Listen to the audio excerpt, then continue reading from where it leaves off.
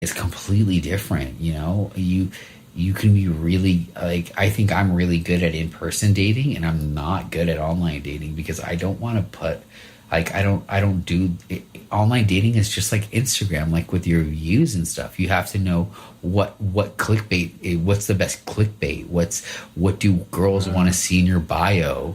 Do they want to, what kind of pictures? Like I remember I listened to podcasts about it where they're like even the way your profile picture looks. Do you want to take it from the side? Do you want to take it face, like straight on? Do you want it full body? Do you want it just face? Like everything you do is so intricate and precise to how a female's mind works and how they will either swipe left or swipe right, or it's so superficial that I was like, I don't even want to be a part of it. The only dating app that I've ever joined was Bumble, and I have had zero success on that. But to be honest, I put very little effort into it. That I'm just like, I've posted very generic pictures, very simple to nothing on a bio, and it is what it is. Because honestly, I'm not looking to find anybody on there. That sounds like, and with podcasts in mind, and you being open to that platform, that sounds like an episode of its own. Like having people and like, all right, guys, I'm signing up for Tinder. Like, you guys are gonna help me, Tinder. Or like, and have like that so immersive, like that could be fun. It definitely could be fun. I wanted to try to do a thing where I think we should still do it, where I have you go in my closet right now and I have you pick out an outfit for the clothes that I have hanging up. All right, that sounds amazing. I love to do that because that's the way that I would dress. Bailey does it for work, and so we got two people that are willing to. I think some of my most creative, like whenever it comes to fashion, I've always wanted to have a good wardrobe to the point where if like some of my favorite outfits are put together in a hurry, where you're just like, I got these jeans or I got these pants. Okay, that shirt's clean. That matches with this jacket, and I'll put these shoes on. And then you wear it and you look at yourself, you're like, I would have never picked this, but I'm picking it because I have to. Mm-hmm. And I think it actually looks kind of cool. I think I'm going to start wearing that. This is all comfort. But I literally was like, okay, I need kind of pants. cold. Yeah. Yeah, I was like, okay, these are alpaca. They're warm. And they're super comfy because I feel like most of my clothes is like denim and I just bought Lululemon. Nice. Changed my game. Like it just changed. Brand new Lululemon, or did you come up on them at a thrift store? No, I bought them. I got a gift card at an event. $300 gift card for a Lululemon. What is that? That's like one pair of pants, right? It's a pair. I got a jacket and a pair of pants. A jacket, a Lululemon jacket. That's legit. Lululemon is no joke. I know. That's another brand that's up, and and it's they're just black. Like they almost look like slacks, but they're like super stretchy, and that changed my perspective. So I'm like, okay, I want clothes that is like comfortable, but it looks great. And then I found these, and I was like, they look like sweats, like. Or they're comfy, and I wore them, and they've stretched out because it's alpaca. And I was like, I kind of don't mind them, So when I was leaving today, we were doing laundry, and Bailey's still working on the linen stuff. I was just like, okay, it's kind of cold. I need something long sleeve, and I saw this, and I was like, boom, done. And then I saw those, I was like, done. And I was like, it's white shirt, maybe these shoes would work. And they're like, I'm gonna get them repaired because they're like kind of coming apart there. But it was just total like just go. And then most of my closet is like simple, like basic colors. I just don't want to do much. But yeah, it's simpler than you think. And I think for the most part, it's always, rule of thumb is like just build a solid basic collection. Mm-hmm. If you have pieces, just do solid basic, because even that jacket you have is a piece. That's a piece, yeah. Because let's say you can wear a white t-shirt, black jeans, and just like some basic boots with that guy, it's an outfit. But Outfit, then if yeah. you take that off, the white with the black looks like an outfit too. You know, like you always want to work on your basics, because your basics you can cycle them through, and they're always going to have your back. Yeah. That's always been my rule of thumb. Just like basic, have a strong basic game, and then everything else you can add. It's really like add-ons, you know. Yeah. And I feel like with a lot of people, like recently, I was even thinking about like doing like some sort of like video on Instagram about like styling, or like, Oh yeah. because people ask me so much like, Yeah. what do you, and I'm like, I don't think I'm doing anything special. I just kind of like take care of my like bases with like basics and stuff, and then if I find a cool piece, like I found this for $2, and it was like, you know, like I'll take it because it's a good collection, but like I take care of the basics, and then I kind of go from there. That's always been my thing. Just take care You of the should basics. definitely do Instagram videos on that, because that dude. I'm so like afraid to like even point the camera at me. I'm like, hi guys. Oh yeah, you know it's awkward. If someone as else hell. is doing it, it's like, oh, I get it. It's but awkward as hell, but you're not going to get better at it unless you do it all the time. And that's one thing that I'm lucky, is that my work makes me make videos for my customers. So like that video that has 8,000 views, that's a mandatory thing I need to do for customers. Every single customer gets a video, and now they kind of upped it where now they have like a little incentive bonus to where if you make a video for someone that is, because those are just for internet customers.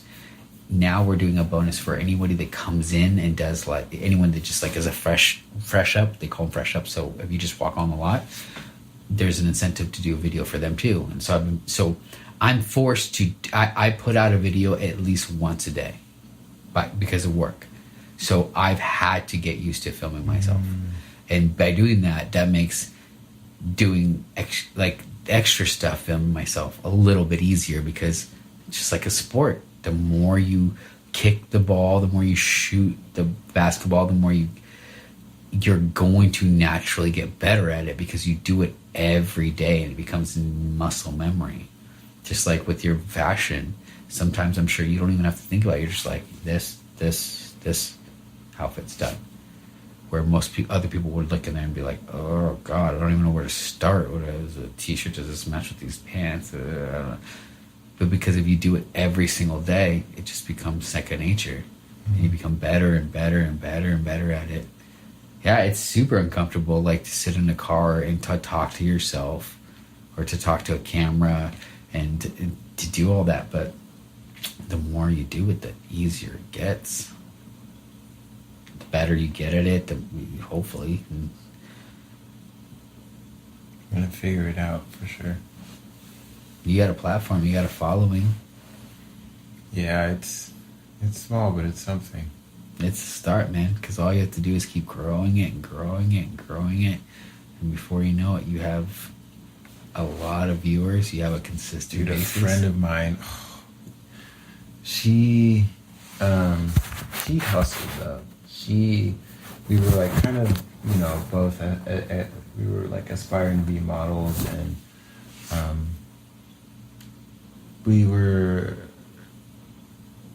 I know her husband, and just like a cool dude, and so it was my bachelor weekend, and I ran into her at the place with her friend, and I was like, "What are you up to?" Like I was kind of like question, like Why? Yeah, what are you know?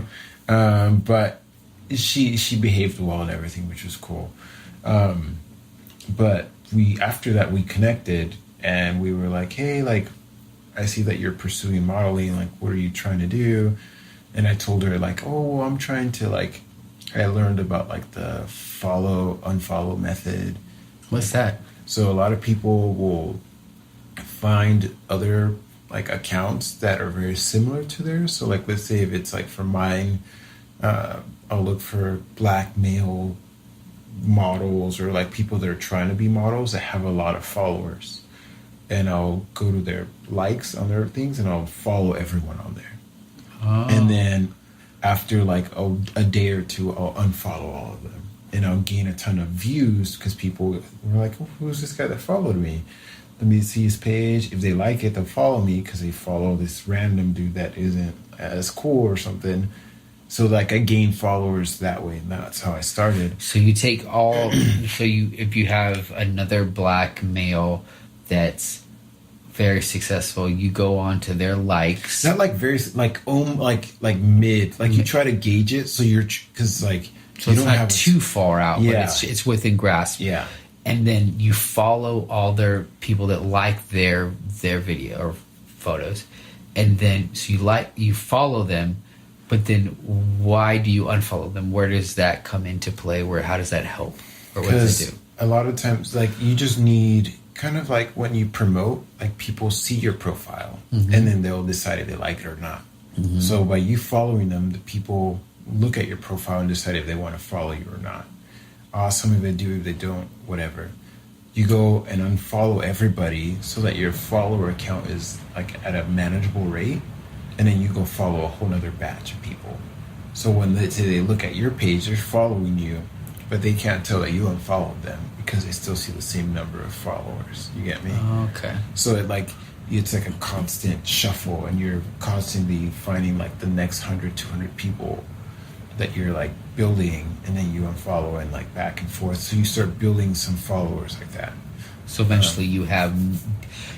I see where then eventually you will have, because a good Instagrammer will have more followers than they have people that they follow. Mm-hmm. Because I know for me, I try to keep a manageable amount of people that I follow, because I want to be able to, if I follow them, I'm genuinely interested in what they're doing. Mm-hmm. So I want to be able to see that. If I have too many followers, it's going to get lost. Yeah.